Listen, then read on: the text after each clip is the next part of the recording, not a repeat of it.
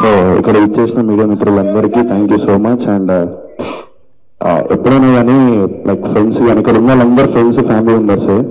So ఒక చిన్న స్థాయి నుంచి స్ట్రగ్లింగ్ స్టేజ్ నుంచి ఎవరైనా ఫస్ట్ సినిమా తీయంగానే మన చుట్టుపక్కల ఫ్రెండ్స్ ఫ్యామిలీస్ అరే మా వాడు సినిమా తీసింటారు అదే మా దోస్తు గారు అని చెప్పేసి ఇక్కడ ఎంతో మంది వచ్చిన వాళ్ళు ఉన్నారు.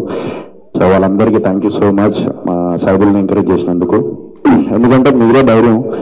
సో ఆ ధైర్యంతోనే ముందుకు వెళ్తూ ఉంటాం. అలాగే సైదులకి అండ్ మా డైరెక్టర్ గారికి అండ్ ప్రొడ్యూసర్ గారు అందరికీ ఇక్కడ ఎంతమంది ఫ్యామిలీస్ ఉన్నారు అందరికి థ్యాంక్ యూ సో మచ్ వచ్చి ఎంకరేజ్ చేస్తాం. అందుకని మీడియా మిత్రులకి.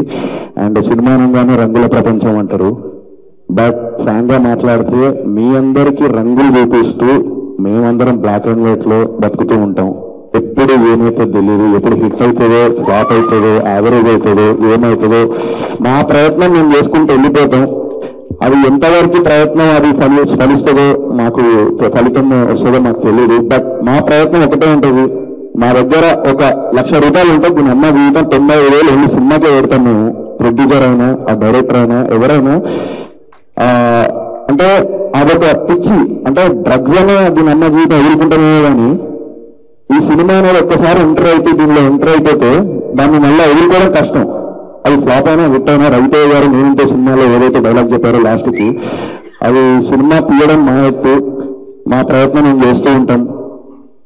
తర్వాత అనేది ఇంకా అది ఫ్లాప్ అయినా హిట్ అయినా మళ్ళీ ఇంకో సినిమా చేస్తూనే ఉంటాం. సో ఈ టీం వర్క్ గురించి ఇందాక నాకు డైరెక్టర్ ఇస్మాయిల్ గారు చెప్పారు. సో అదే తపనతోని అదే పట్టుదలతోని ఈ టీం అందరూ కష్టపడి సినిమా చేసారు. ఆ సినిమా పేరు రాధాకృష్ణ 1980s. అండ్ సో ఇందాక మ్యూజిక్ రాజా నిజంగా చాలా అంటే చాలా బాగా చేశారు బ్రో. నాకు చాలా బాగా నచ్చింది మ్యూజిక్. అండ్ బడ్జెట్ కూడా ఒక బడ్జెట్ చెప్పారు ఇందాక don't want to reveal that budget. But ఆ బడ్జెట్ లో ఇంతమంది లైక్ టీం అందరూ కలిసి ఒక టీం వర్క్ గా ఇందాక చెప్పినా కదా మీ అందరికి రంగు అంటే వెళ్ళి ఒక ఎంటర్టైన్మెంట్ సినిమా అంటేనే ఒక ఎంటర్టైన్మెంట్. ఆ ఎంటర్టైన్మెంట్ లవ్ స్టోరీ అవ్వచ్చు, థ్రిల్లర్ అవ్వచ్చు, హారర్ అవ్వచ్చు, ఏదైనా అవ్వచ్చు.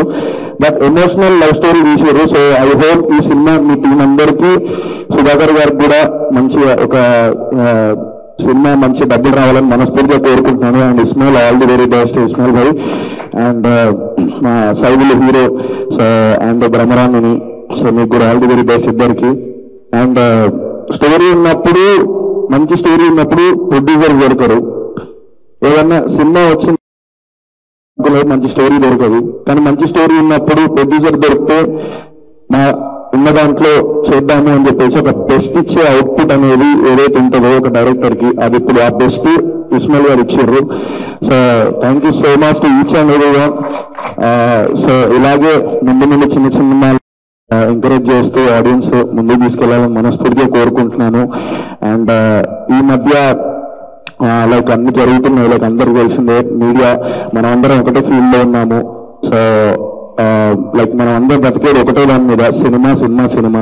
సో దీన్ని మేము బ్రతుకుతున్నాం. సో మీడియా మిత్రులందరికీ and at the same time మన ఈ ట్రోలర్స్ కానీ లేకపోతే ఈ బయట సోషల్ మీడియాలో కానీ ఎక్కడన్నా ఈ సినిమా వాళ్ళని కొంచెం ఇదిగా చేయడం ట్రోలింగ్ చేయడం అలాంటివి చేస్తే వాళ్ళ ఫ్యామిలీ అండ్ లైక్ వాళ్ళ ఫ్రెండ్స్ అరే ఇది వచ్చింది చూడరా అది అన్నప్పుడు ఎంత బాధ ఉంటుందంటే ఎందుకంటే సినిమా అనేది ఒక స్ట్రగుల్ తీసేటప్పుడు.